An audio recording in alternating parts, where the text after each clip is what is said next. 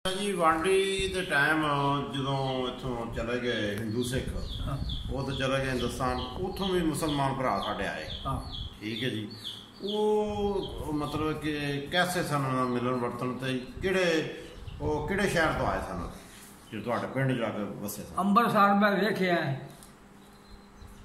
नहीं जेड़े हिंदू सिख तो बाहरों आए जेड़े तुहाडे पिंड आ रहे वो किहड़े शहर दे सन?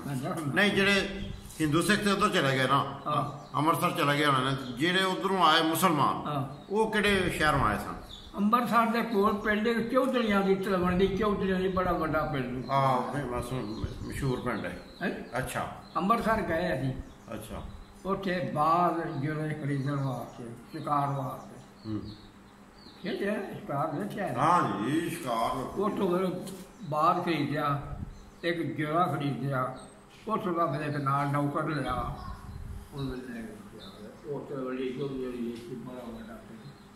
ऐसा मैं ढक्का खुलिया उस लगता है बाहर पता ना लगा भी लगता एडा पिंड खाना खाना का लिया कर कोई और सोच था हिंदू सिख मुसलमान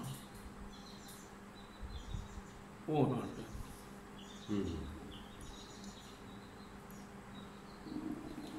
सही है।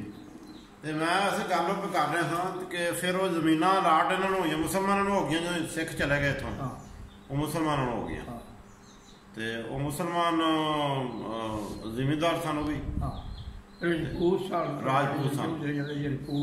अच्छा राजपूत जिन्होंने डोगर जो पिछों 10 डोगर सन मशहूर। अच्छा पता डोगर छब्बा डोगर। हाँ छब्बा डोगर का नाम उन्होंने मुकाबला हो गया कि आले पिंड राय शहीद सी। हाँ राय शहीद और राय शहीद कतल हो गया इतने आके। हाँ ये राजपूत सन ये डोगर सी जट सन डोगर ये बड़ी दुश्मनी चलती रही उधर दुश्मनी का उधर बड़ी दुश्मनी है जी डाबा सिंह सफदराबाद जी डाबा सिंह सफदराबाद आते हैं जो कब्जा किया ना सर शहीद ने राय शहीद हिंदुस्तान तो जो आए सन ते बड़े राजपूतों आए सन के लोकल सन? कौन ये राय शहीद जो इतों का ही नहीं बाहरों आए सन ते डोगर इतों का है? डोगर भी बाहरों आया था। अच्छा अच्छा अच्छा अच्छा अली भाई लम्बा डोगर मशहूर। हाँ जी वो बड़ा काफ़ी ते वो फिर वो जड़ियाँ गल्लां जिहड़ा तुहाडा सिखां हिंदुआं नाल बड़ा चंगा मतलब कि वर्तन सी प्यार मोहब्बत ते जदों फिर बाहरों वो चले गए ते फिर उन्हां दा कदी कोई सिलसिला कोई जी कदी नहीं सी इत्थे आया? दूजे उन्होंने मुसलमान साढ़े लहर पै गई वर्तना भी पै गया इतों तो लहर वाले आ जो गए। अच्छा इन्हां वर्तन बस उन्होंने भी वरते रहे ये भी चंगे सन। चंगे ये नानकाना साहब भी तुहाडे नेड़े ही उत्थे किधर मेरा ख्याल है नानकाना साहब ननकाना? हाँ जी नेड़े 4 को पैंदा तो हर कदी उत्थों सिख आउंदे ने कई बारी हर साहब देखिया ननकाना सिख दुकाना पाइया ने आहो तो वो भी नहीं कदी कोई आया कोई पिंड मतलब होंदा ना।